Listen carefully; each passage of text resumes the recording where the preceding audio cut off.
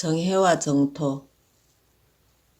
지자대사께서 임종하실 적에 문인에게 지옥의 불수레가 나타났을 때라도 한 생각을 고쳐 뉘우치면 오히려 왕생하거든. 하물며 개성해로 익히어 수행한 도력이야 그 공이 헛되이 버려지겠느냐 하시고, 정명경에 불토를 깨끗이 하고자 하거든 마땅히 그 마음을 깨끗이 할지니 그 마음이 깨끗하면 곧 불토가 깨끗하다 하셨으며, 법보기 단경에 마음자리가 깨끗하면 서방극락이 여기서 멀지 않겠거니와 성품이 깨끗이 못한 마음을 일으키면 어느 부처님이 와서 맞이해 주겠는가 하시고, 수선사 말씀에 마음을 알면 바야흐로 유심정토에 나고 객관에 집착하면 반연하는 바 경계 가운데 떨어진다 하시니, 이와 같이 불조의 말씀하신 바 정토의 남을 구하는 취지가 다 자기 마음을 여인 것이 아니다. 자기의 마음 근원을 여의고 어디로 찾아 들어갈 수 있을 것인가.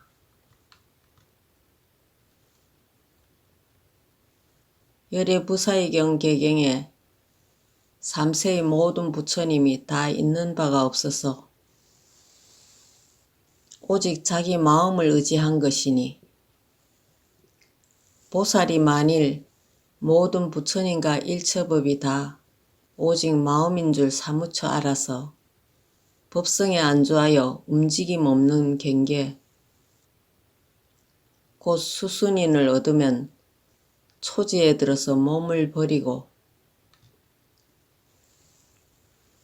재빨리 묘희 세계에 나기도 하고 혹 극락정토 가운데 난다 하셨으니 이것이 그 증거라 하겠다. 이렇게 미루어 보면 비록 염불하여 왕생을 구하지 않지만 다만 마음을 사무쳐서 관찰하면 자연히 정토에 태어나는 것은 결정코 의심 없는 일인데, 요사이 의리만 배우는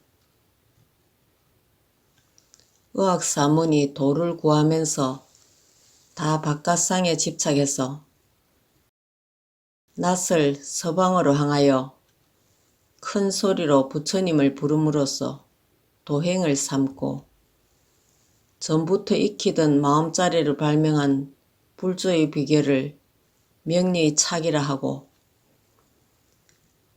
또한 자기 분수에 맞지 않는 공부라 하면서 마침내 생각에 두지 아니하고 일시에 버리는도다. 그러면 이미 마음 닦는 비결을 버린 것이니 돌이켜 비추는 공능을 알지 못하고 한갓 총명한 지혜의 마음으로서 평생토록 힘을 헛되이 써서 마음을 등지고 상을 취함으로 성인의 가르침을 의지한다 하나니 모든 지혜 있는 자 어찌 슬프지 않으랴. 고산지원법사의 아미타경 소서에 대저 마음의 본체는 밝고 고요하여 하나일 따름이니 범부와 성인이 없으며 의지하는 환경의 보도 주체인 몸도 없으며 수명이 길고 짧은 것도 없고 깨끗하고 더러운 것도 없는 것인데 사물에 감응하여 움직이고 연을 따라 변할 때에는 6가지 범부가 되며 4가지 성인이 되며 의지하는 환경이 있고 몸이 있으니 환경과 몸이 있으면 수명이 길고 짧음이 있고 국토의 청정하고 더러움이 있게 된다. 우리 부처님 대성인은 밝음과 고요함이 하나이시니 사랑하는 길을 빌리시고 가엾어 하는데 잠을 의탁하시어 무중생을 그 근본에 들어가게 하고자 이에 몸이 없는 경지에서 몸을 보이시고 땅이 없지만 땅을 보이사 그 수명을 길게 하고 그 국토를 거룩하게 하여 기쁘게 하시며 그 수명을 짧게 하고 그 국토를 더럽게 하여 그로 하여금 싫어하게 하시니 이미 기뻐하고 또 싫어함이 있으면 점점 달려 이끄는 계책을 펴야 한다. 비록 법의 누각과 금연못이 눈을 기하는 구경거리는 될지 몰라도 그것이 유혹하는 방탕의 색은 아니니 오직 마음의 경계가 없음을 사무치라는 것이다. 나무, 바람, 새소리가 귀에 즐겁게 들리기는 하지만 아무 뜻이 없고 순수한 물질의 소리가 아니라 산보를 생각하여 귀의하라는 것이다. 이렇게 되면 밝고 고요한 본체에 회복되는 것이 손바닥을 뒤집는 것과 같다 하셨다. 이에 나는 원선사가 우리 부처님의 위대한 병팽의 본말을 아시는 분이라 여겨 이제 그 글을 이끌어서 오늘날 정토를 구하는 이들로 하여금 부처님의 뜻을 알고 닦게 하여 공부를 그릇되게 하지 않게 하려 한다.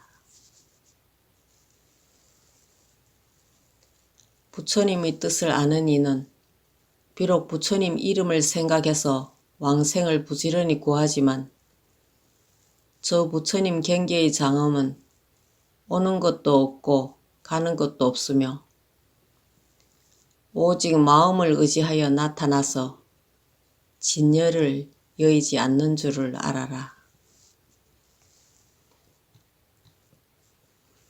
생각 가운데 어둡고 흐트러짐을 여의고 정과 해를 평등하게 하여 밝고 고요한 성품을 어기지 않으면 곧 털끝만큼도 벌어지지 아니하여 가뭉하게 도가 사귀게 되나니 마치 물이 맑으면 달이 나타나는 것 같고 거울이 깨끗하면 그림자가 비치는 것 같다.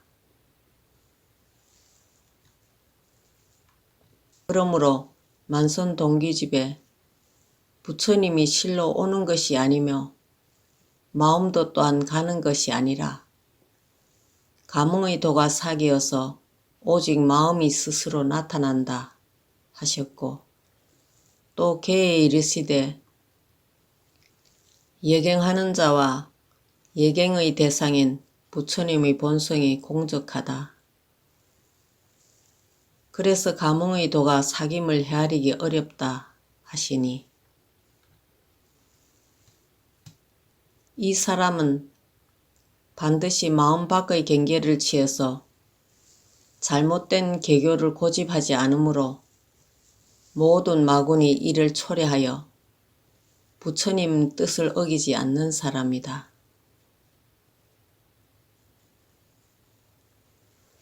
모든 수도인은 모름지기 간절히 뜻을 세우라. 어떤 수행자는 명상을 굳게 집착하여 대승의 유심법문을 듣지 않고 또 우리 부처님이 밝고 청정한 성품 가운데서 본원력을 세워서 일부러 방편으로 몸과 국토를 나타내신 것을 알지 못하고 환으로 꾸민 장엄으로 중생을 이끌어 눈과 귀로 구경하는 바가 다 오직 마음이고 경계가 없음을 사무쳐서 그 근본에 돌아가게 하신 선방편임을 알지 못한다. 그리고 도리어 말하기를 염불하여 왕생하면 육신과 같은 몸뚱이로 낙을 받는다 하며 허황된 정과 고집을 버리지 못한다. 그리하여 선 닦는 이를 보면 또 말하기를 이 사람은 염불하여 왕생하기를 구하지 않거니 언제 삼계를 벗어나겠는가 한다. 성인의 가르침에 마음이 깨끗함으로 곧 불토가 깨끗하다는 깊은 뜻을 알지 못하고 닦는 바 심지가 밝고 비어서 아무것도 없다는 말을 들으면 그러면 낙 받을 몸도 없는 것이 아니냐 하여 공에 떨어질 것만을 두려워한다. 공은 본래 공한 것도 없으니 오직 열의 원만하고 깨달은 마음, 밝고 청정한 마음이 허공과 같도다. 이 열의 마음이 법계에 두루해서 중생심을 다 포함하여 끊어짐이 없으며 무명분별에 얽힌 중생의 마음도 그 본체는 허명하여 시방의 모든 부처님들로 더불어 동일한 지혜의 바다며 동일한 법성이로다. 그런데 중생들이 종일토록 그 가운데 살면서도 스스로 그 언덕을 등지는 것인 줄 알지 못하도다.